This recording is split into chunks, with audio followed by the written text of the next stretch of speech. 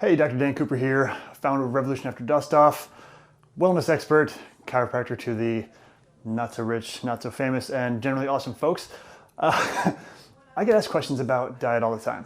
It's a pretty common question that comes along with any sort of wellness topic, and it's the one that people know about. They feel like they have control over it. It's easy compared to exercise, and those are the two big dogs that people think about when they think of increasing their health and wellness is diet and exercise. It's not the only things to do with health and wellness, but since it is what people talk about most, it has a lot to do with the questions that I receive.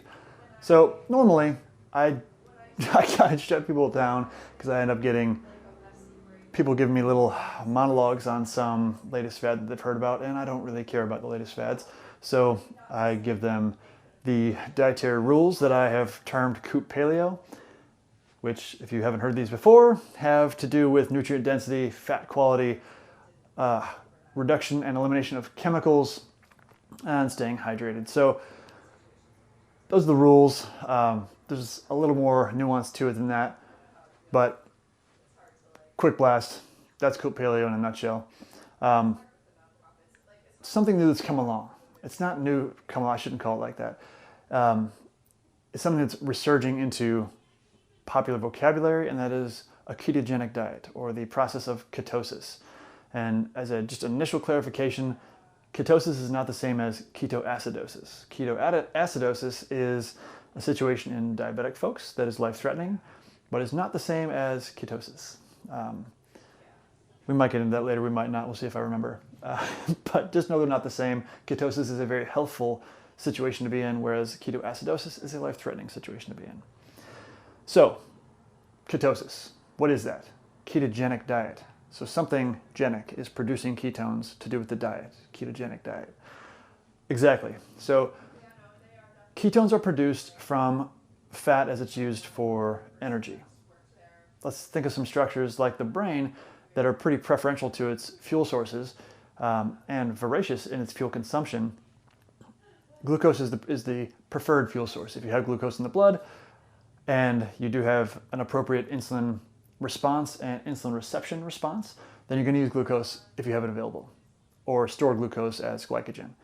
Now there's all kinds of stuff that goes along with modern man, and the gist is we eat way too many carbohydrates, especially the digestible carbohydrates, not necessarily just fiber, and we have glucose in the blood all the time. So much so that we produce insulin all the time. And so much so that the insulin receptors that sense the insulin being present and then open their channels to shuttle in glucose and the insulin get burnt out. That is the start of the type 2 diabetes, is insulin receptor burnout. A lot of bad things go along with excess insulin production in the hormonal realm, such as your leptin production gets out of whack, your androgenic hormones like growth hormone, your main rejuvenative hormone, and testosterone, their production decreases, and those are things you want. It's not like if your insulin response is appropriate and you're a woman, you're going to be getting too much testosterone. That's ridiculous. We're not talking about too much. We're talking about appropriate. So I'm a guy. I would like an appropriate testosterone production. If I don't, it's not going to be too high. It's going to be too low, and then we get problems. So same thing with growth hormone. Growth hormone, male and female, is the rejuvenative hormone.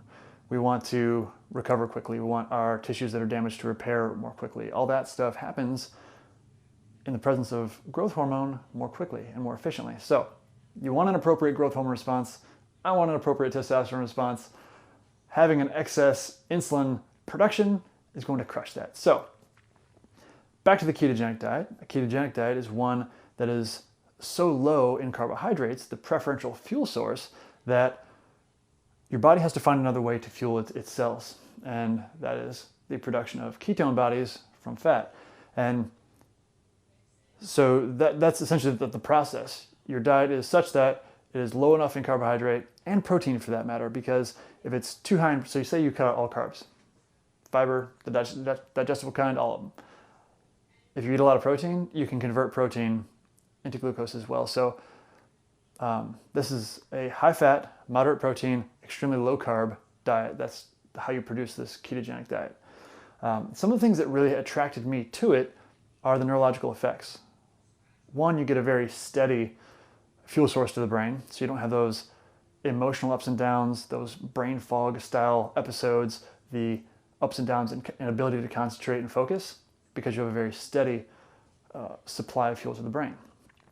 I like that. I don't like feeling like I'm going up and down and having focus problems. So that's one great benefit. Another, in addition to that hormonal response, is the immune response to a ketogenic or a process of ketosis.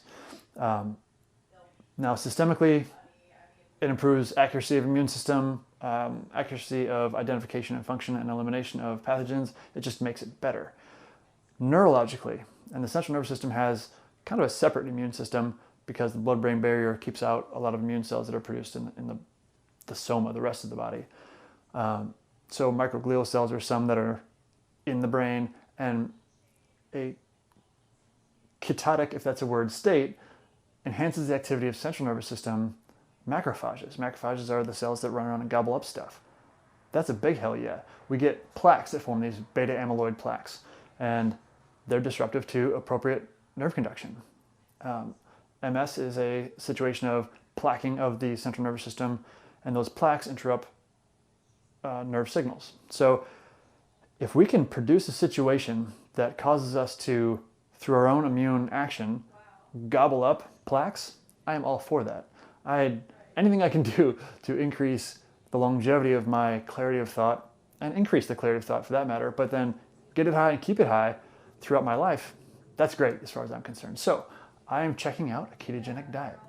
I've been around the spectrum my life as far as diet goes. When I was a kid, total sugar addict. I mean, a kid through adolescence until I really learned that I shouldn't be.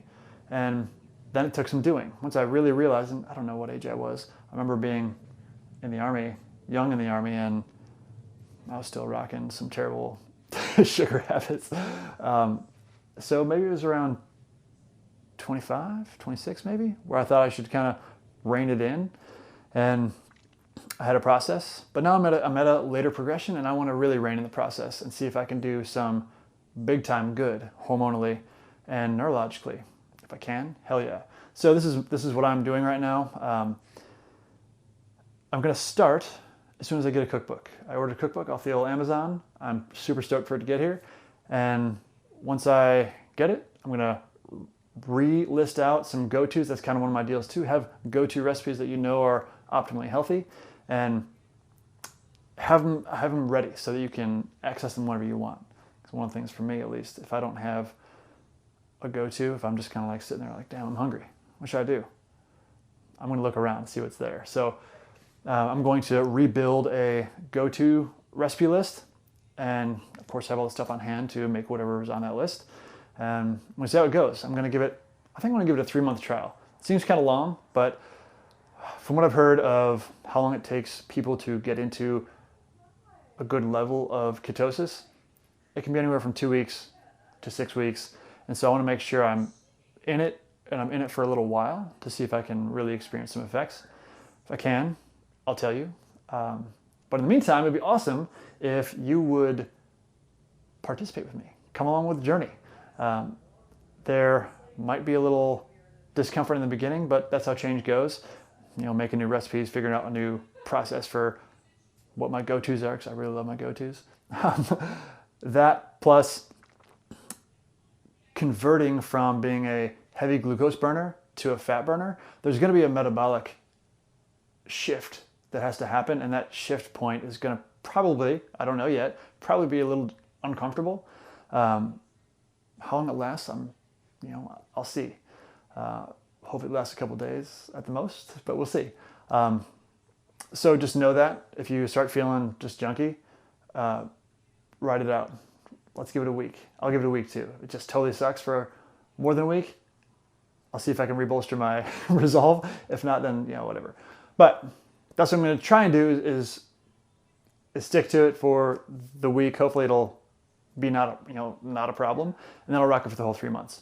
I'll probably stand strong since I've actually said this to you on camera. I'm going to want to beat it, so I'm sure I'll get through the week if it's rough for that long and do the full 3 months. I'm really excited to see how it affects me. I'm excited to hear how it affects you because hopefully you're going to do it with me and we'll see what happens. Cheers to enlightenment and improving your health every step of the way.